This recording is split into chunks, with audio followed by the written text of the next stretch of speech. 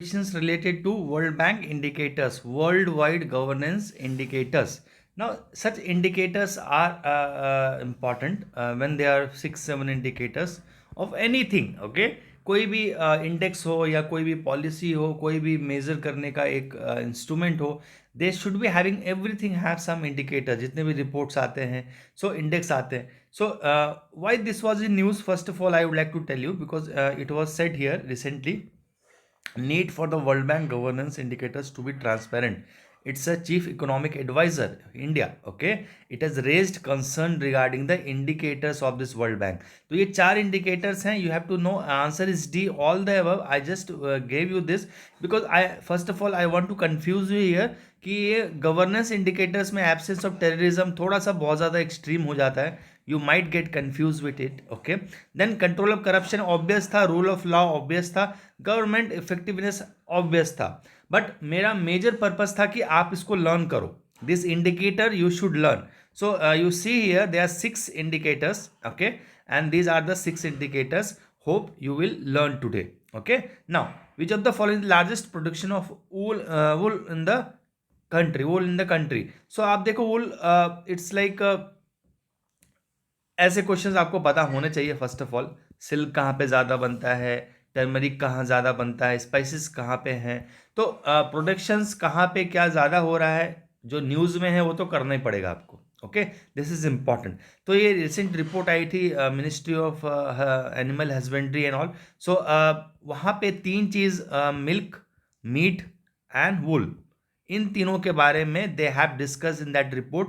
सो उस रिपोर्ट का कुछ portion I have just covered here.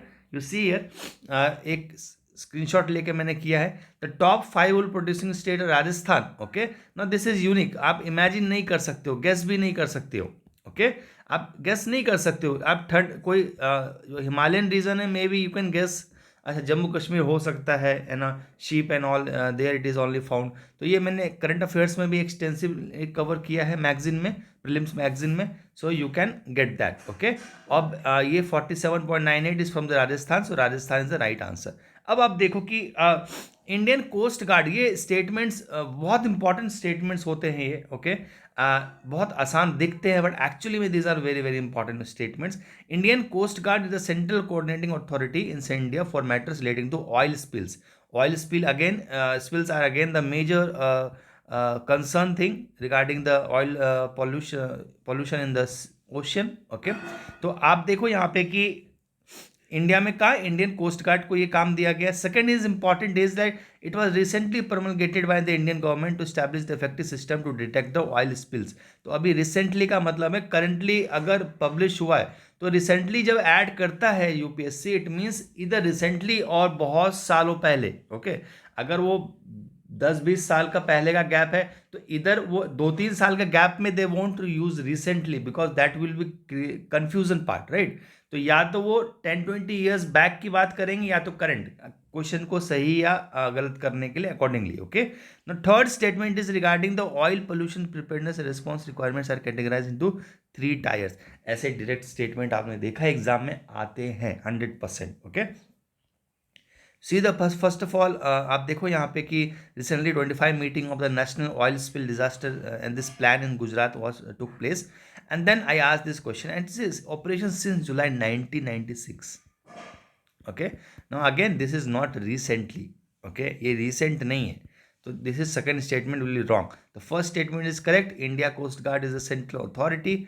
और आप अगर देखोगे इनके प्लान के बारे में, you see here the objective of the plan मैंने दिया है यहाँ पे. ओके, ऑयल पोल्यूशन का. Okay, and then according to this plan it is categorised into 3 categories. And आप तीनों कैटेगरी को आप देखो, and it is very very important for exam. Now, which of the following country recently offered climate refugees to Tuluba in the landmark agreement? It's the first time, okay, any country has given this. Okay, it's an offer कि आप जाओ हमारी जगह पे आओ. Why this offer to Tuvalu is because it's like climate condition low level above the sea level, rise बहुत कम है, and that is creating problem. That is creating problem. That is kind of it's not working for this. So ये चीज़ है कि उनको एक offer दिया गया है, and that is the Australia is the right answer. Okay, now if you see here, Australia is the right. अब इनका मैप भी देख लो, थोड़ा सा पास में ही है ना, आराम से आ भी जाएंगे यहाँ पे, ज़्यादा कवर इधर जाने की ज़रूरत नहीं है, इधर बस बैठेंगे यहाँ पे, इधर बोट में यहाँ चले आएंगे। Okay, so it's like boat में तो नहीं आएंगे बट इट्स फाइन। ओके, तो just go to the website and solve the remaining question. I have given the link given below, I have given the link below of the entire set of question. 10 question है इसमें, आप जाके सारे question solve करोगे, you won't miss even a single question. Okay, ये आपके लिए miss करने के लिए है ही नहीं ये। सो मेक श्योर आप इन सारे क्वेश्चंस को करोगे, that's how you learn and you will learn great. Thank you.